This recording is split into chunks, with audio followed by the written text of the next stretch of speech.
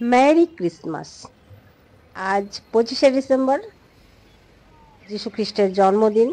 এই উপলক্ষে একটা ছুটির দিন আমাদের। আর এই 25শে ডিসেম্বর মানেই ছোটদের নিয়ে বড়দের বেরিয়ে পড়া, একটু আনন্দের খোঁজে, একটু হারিয়ে যাওয়ার উদ্দেশ্যে, স্বাভাবিক জীবন থেকে একটু অন্যরকম ছন্দে ঘুরে বেড়ানো। এই উদ্দেশ্যে আমিও চলে এসেছি।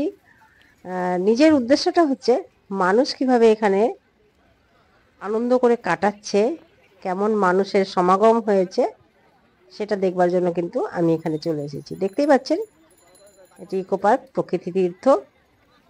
প্রচুর মানুষের সমাগম হয়েছে, ছোট বড় মিলিয়ে। এ সময় বাচ্চাদের একটু ছুটি ছাটা থাকে স্কুলগুলোতে, সেই কারণে কিন্তু ইকো পার্কে ভিড়টা বেশিই হয়।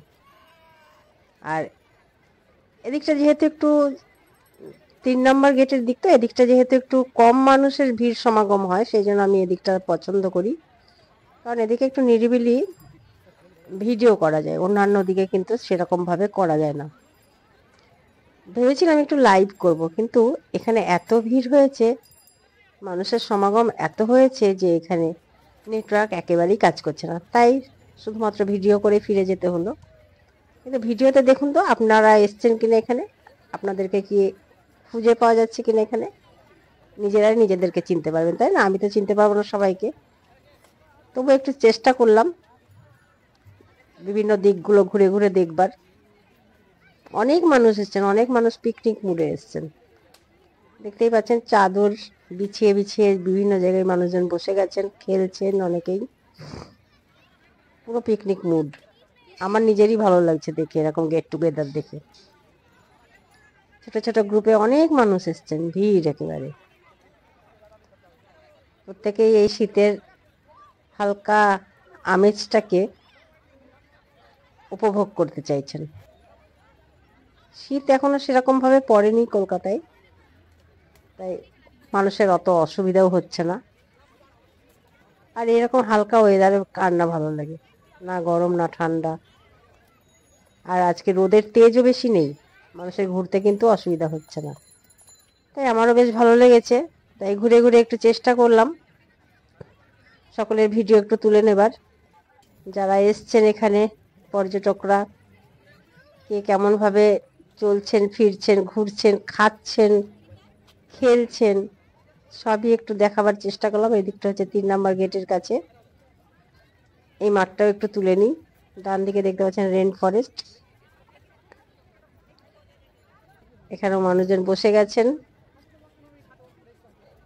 সবাই বাড়ি থেকে কিন্তু বসার জিনিসটা কিন্তু সঙ্গে করে নিয়ে এসছেন, হয় চাদর, না হয় মাদুর বা অন্যান্য কিছু। আর এখানে কিন্তু পেতে বসবার জন্য প্লাস্টিকও বিক্রি হয়। 2 নম্বর গেটেই কিন্তু এগুলো পাওয়া যায়। কেন কিন্তু দেখুন দলে দলে দলে দলে বসে গেছেন। আমার তো দেখতে ভীষণ ভালো লেগেছে।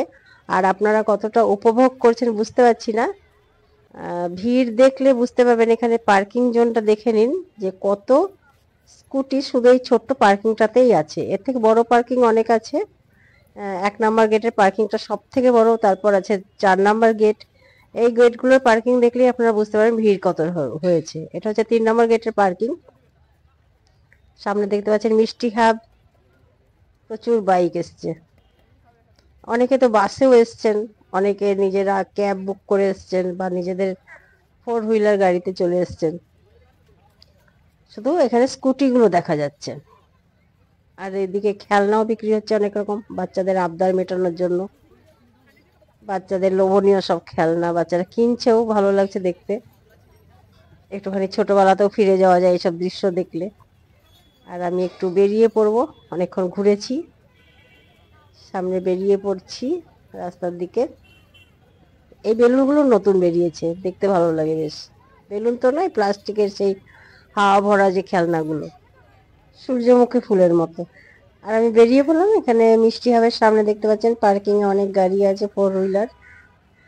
সবাই ঘুরতে চলে এসছেন এই ওয়েদারে, এই ছুটির দিনে উপভোগ করতে।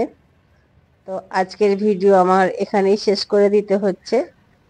এই ভিডিওতে নিজেদেরকে খুঁজে পেলেন কিনা অবশ্যই কমেন্ট করে জানাবেন। তো আজকের মতো এখানে শেষ করছি, নমস্কার।